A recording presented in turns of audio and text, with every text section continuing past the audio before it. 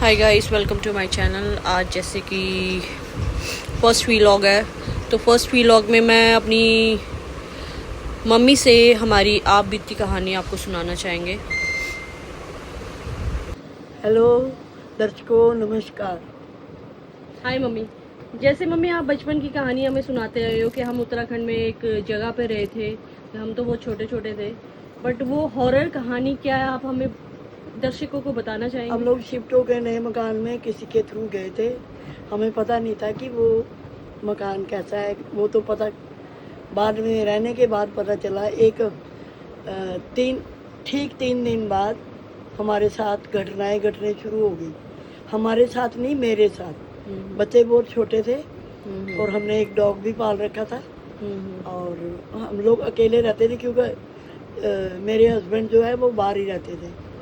तो हमारा गांव वहाँ से 15 किलोमीटर दूर था और हम लोग अपना रात को जैसे सोने के लिए बेड पे जाने लगे।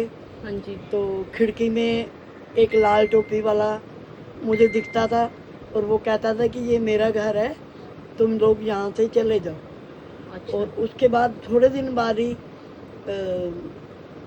घर के अंदर हलचल, कभी बच्चों की आवाज़, कभी कुत्तों की आवाज़, अजीब अजीब सी आवाज़ें भी आनी शुरू हो गई। छोटे छोटे मुर्गी के बच्चों की आवाज़। तो मैंने सोचा ना पता नहीं क्यों सपने में आ रहा है। तो मैं रोज़ दिया जलाती थी मंदिर में। तो मैं मंदिर में दिया जलाती थी तो मंदिर में आग लग जाती थी। और मंदिर, मैंने सोचा आग क्यों लगती है मंदिर में, कोई कारण तो होगा। लेकिन मैं वो दिया उठा के मैंने फर्श पे रख दिया तो दिया जलता रहा। जैसे मैं अलमारी में कपड़े तय लगा रही हूँ, चारपाई पे कपड़े तय लगा रही हूँ, तो मेरे कंधों पर ऐसे महसूस होता था जैसे कोई बैठ गया है। अच्छा। तो मैं हटाती थी कि क्या चीज़ है। मैं घर के बाहर, गेट के बाहर जाके बैठती थी तो ऐसा नहीं होता था। सारा दिन मेरे साथ यही होता था कि कोई ना कोई आके मेरे कंधे पे बैठ गया। और हम लोग बहुत डरते थे, क्या करूं, किसको बुलाऊं यहाँ पर। तो एक दिन हम चारपाइयाँ लकड़ी की, एक बेड और आगे चारपाई बिछा के हम सारे एक ही रूम में सो गए। एक हमारे घर में वो मक्का मदीना की फ़ोटो थी। मैं सोचती थी शायद इस फोटो में कुछ है जो हमारे साथ ऐसे हो रहा है। फिर हमने चारपाई पर सोए तो हमें करंट लगा, बिजली का। लकड़ी की चारपाई? लकड़ी की चारपाई पर सबको ऐसे होने लग पड़ा। तो हमने सुबह एक बाबा को बुलाया, बूढ़े बाबा हमारे पास ही। वो तो बात की बात है ना, पहले आप ये बताओ कि एग्जैक्ट कौन सी टाइम पे वो बंदा आके खिड़की पे खड़ा हो जाता था? वो रात को जैसे ही हम लोग 8 बजने 9 बजने लेटने का टाइम हो ना, और वैसे ही आके खड़ा ऐसे टेढ़ा होके बैठ जाता था और बहुत ज़्यादा लाल आंखें करके, ये मेरी जगह है, इसको छोड़ के चले जाओ।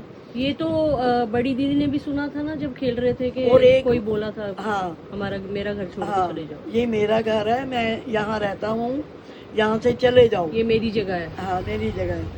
हमने बहुत सारा लोगों को कहा, पूछा, सब लोग कहने लग पड़े कुछ भी नहीं है यहाँ पे। ऊपर वाली छत पे ऐसे लगता था जैसे डम डम करके कुछ जूतों की आवाज़ आ रही है चलने की।